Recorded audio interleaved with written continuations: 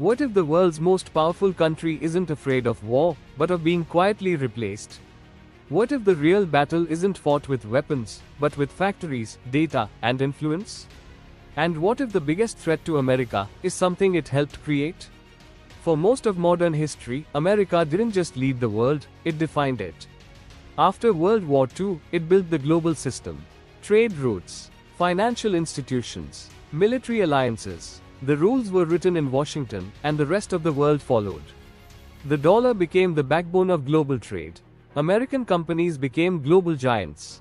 And innovation, from Silicon Valley to Wall Street, set the pace for the future. For decades, there was no real challenger. Even when rivals appeared, they eventually faded. The Soviet Union collapsed. Japan's economic boom slowed down. And China? China was just cheap labor. A manufacturing hub. A place where the world built its products, but not its future. At least, that's what everyone believed. But something quietly changed. Not suddenly, not dramatically, slowly, strategically, almost invisibly. In the late 1970s, China made a decision that didn't look revolutionary at the time. It opened its doors to the world. Foreign companies were invited in.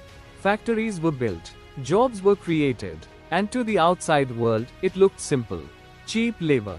Fast production, bigger profits. But what people didn't realize was this. China wasn't just building products. It was studying the system. Every factory was a classroom.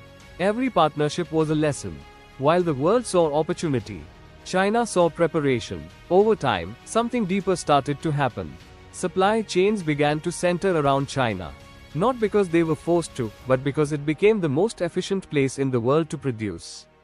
Ports expanded. Railways connected cities. Entire industrial ecosystems formed. If one factory needed a part, the supplier was just a few kilometers away.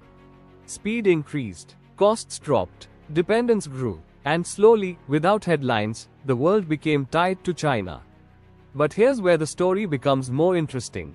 Because China didn't stop at manufacturing. It moved up. From assembling products to designing them. From copying technology to improving it. From following the system to reshaping it. This wasn't accidental. It was planned. Massive investments in education. Heavy funding in research. A long-term vision that didn't care about short-term results.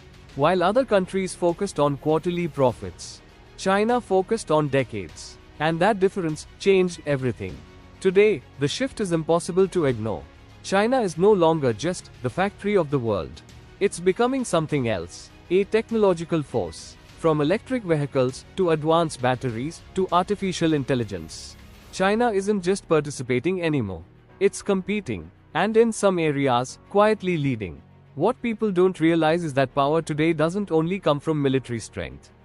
It comes from control. Control over production. Control over resources. Control over systems the world depends on. And China has been building exactly that. Take something most people never think about. Rare earth minerals. They're inside your phone, your laptop, even advanced military equipment. Without them, modern technology doesn't exist. And China controls the majority of their processing. Which means, even countries that compete with China still rely on it. That's not just economic influence. That's leverage. The kind that doesn't need to be used to be powerful. And this is where the tension begins. Because America sees it. Not just the growth, but the pattern. A country that once followed the system is now building alternatives. New trade routes. New financial alliances. New technologies. The kind that could reduce dependence on the West. And that's what makes this different from past rivals. This isn't just competition. It's replacement. But here's the part most people miss. America isn't afraid of China becoming strong. It's afraid of losing control over the system it created.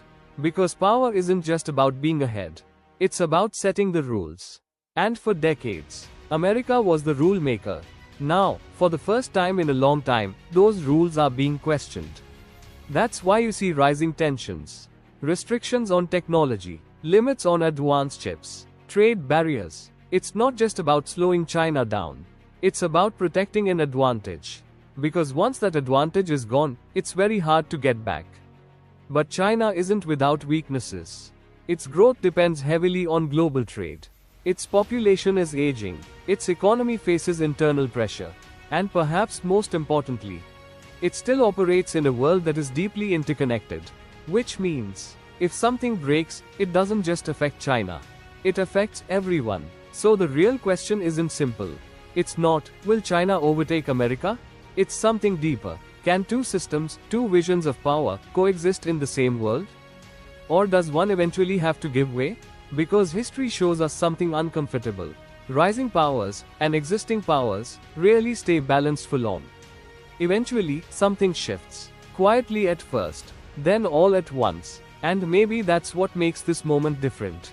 It's not loud. It's not obvious. But it's happening. Right now. The question is, when the shift becomes impossible to ignore, will the world be ready for what comes next?